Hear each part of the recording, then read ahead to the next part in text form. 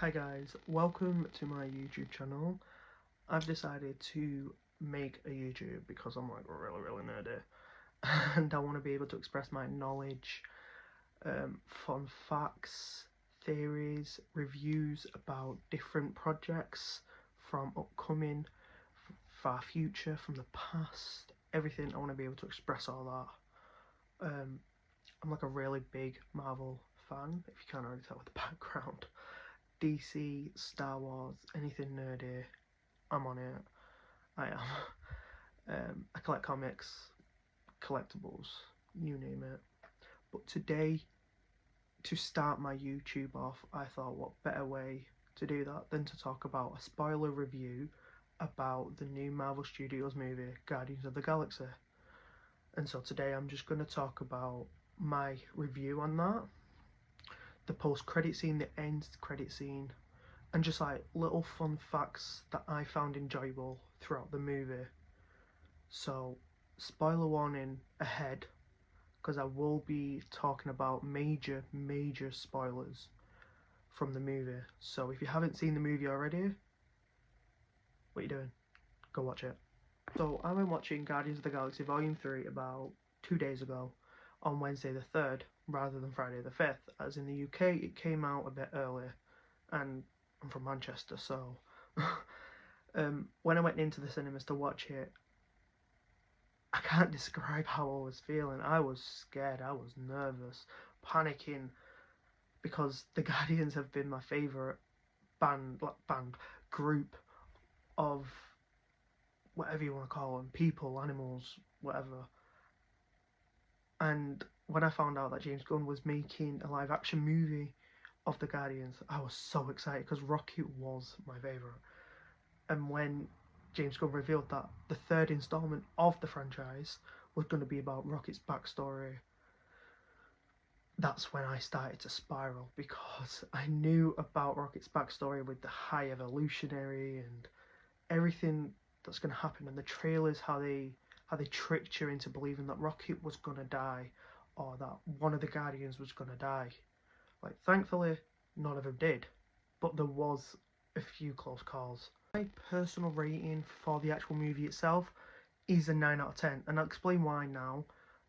I feel like Adam Warlock could have been used a lot more in the movie and should have been made not to have such a childlike persona. He wasn't really connected to the storyline. Like, yeah, fair enough, he did technically kill Rocket, but his whole storyline was to collect Rocket to bring to the High Evolutionary, but so were the others. But I do like his whole redemption at the end when he was saving Star-Lord from dying out in space. That's one of the reasons why I give it a 9 out of 10. The other reason why I gave the movie a 9 out of 10 was because some of the storyline didn't add up.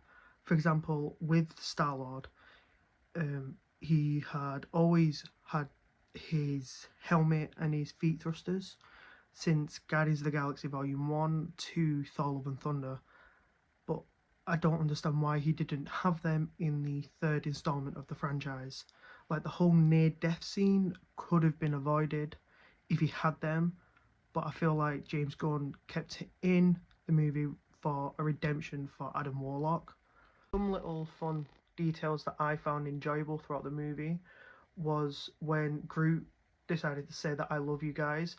I was sat in my chair and I was thinking, that's not Groot learning to speak English, it's the fact that we've been with the Guardians of the Galaxy since the first movie, and we've only just now understood what Groot has said, and we finally understand his language. I like the fact that when Rocket was saving all the raccoons and all the animals, he's realised that he's actually a raccoon, after being called raccoon, rabbit, rodent, squirrel, a lot of different names, but the word that he hated most was raccoon. But now he's took that and he's used it and he's named himself Rocket Raccoon. I feel like that's just a redemption in itself. I found it heartwarming that he's called himself a raccoon. Another point in the movie that I found really heartwarming was Rocket's backstory and how you saw everything from the beginning to the very end with his friends Lila, Teefs and Floor, and how we saw them form their friendship by being batch 89 to then them getting killed by the High Evolutionary and Rocket escaping without them.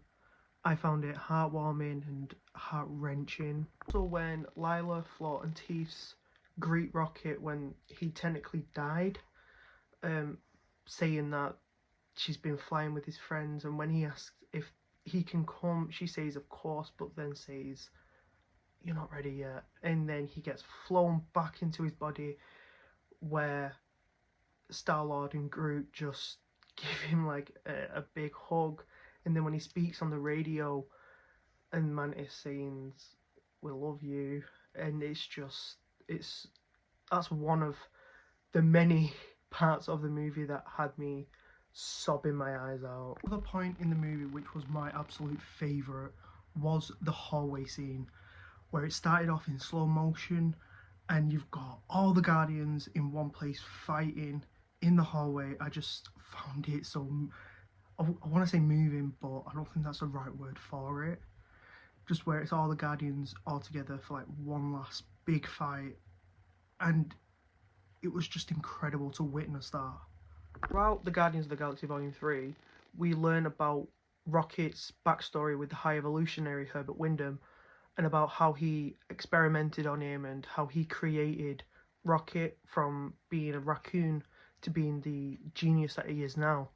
Fun little fact about the High Evolutionary is his first appearance was comic book The Mighty Thor, issue 134, and he was actually born in Manchester but later moved to Wales.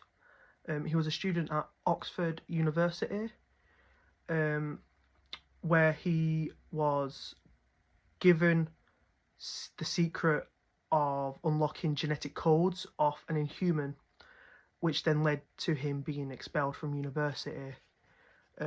Later on, he then joined Jonathan Drew to continue his work with the genetic codes, which led to them building a base in the Transia on Wundagore Mountain, which we saw in Doctor Strange The Multiverse of Madness. And that's where he created his own race known as New Men. Herbert Wyndham was actually the creator of Half-World or Centre Earth. Half-World or Centre Earth is actually located in the Keystone Quadrant system, and that's where he experimented on animals to give them human intelligence, etc. Moving on to the mid-scene credit, we are located on this dusty planet with the planet's people petrified of what's coming.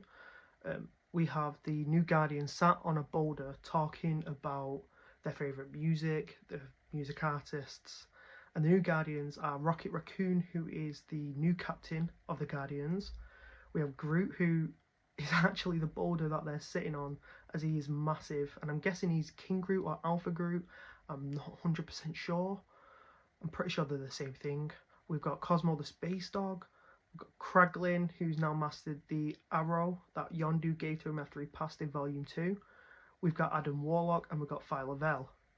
Phyla-Vell, first appearance was Captain Marvel, Volume number 5, issue number 16. And she's actually the daughter of Captain Marvel, but not Captain Marvel, not Carol Danvers, Captain Marvel. But I'm guessing that's being retconned because she's one of the children that the Guardians saved from the High Evolutionary.